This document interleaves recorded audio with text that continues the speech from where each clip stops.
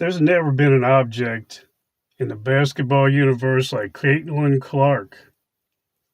She's drawing a huge surge of interest and viewership to women's basketball.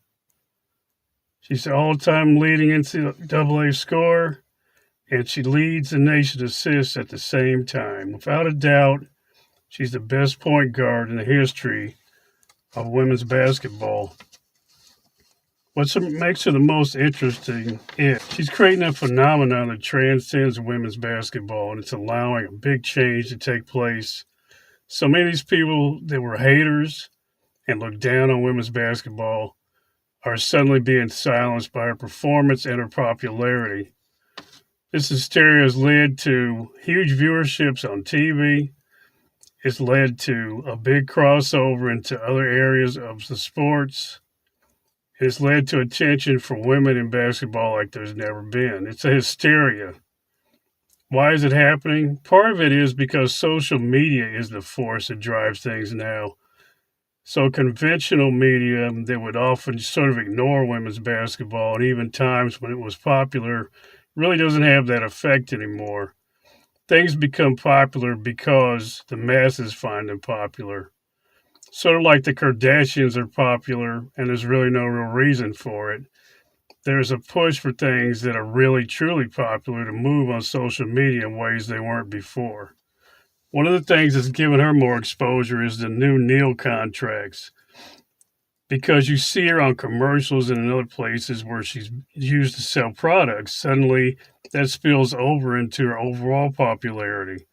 That gets people talking on social media, which creates kind of a snowball effect. So she's become this media darling who's drawing interest. People want to see games because she's there.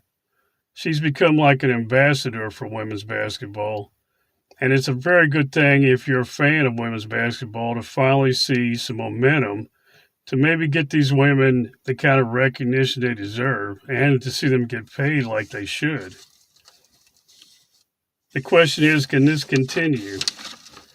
What can she do to draw interest in other places? Now, for years and years, the WNBA has been kind of a stigma. If you're a fan, it was a stigma for college women's basketball to some degree, but she's erased that.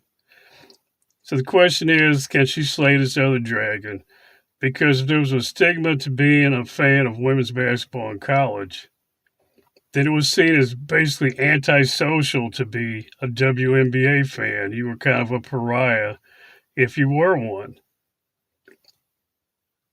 But does she have the coattails to carry this off? Can she pull the fans that follow her, that she drew into college?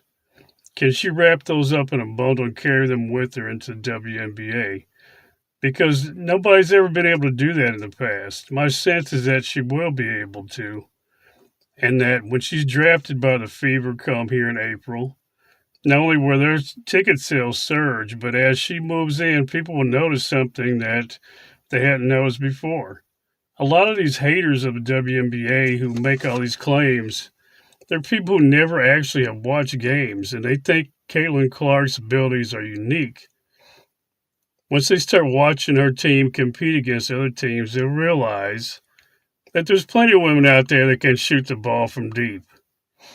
There's other women with great passing skills, and if they found Caitlin Clark entertaining, they're going to find these other women entertaining.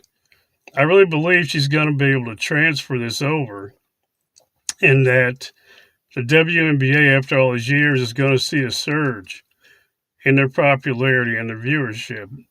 Will it be a lasting one? It's a question that can't be answered now. But it's going to be fun to see this wave of hoopla and how far it can go, at least initially.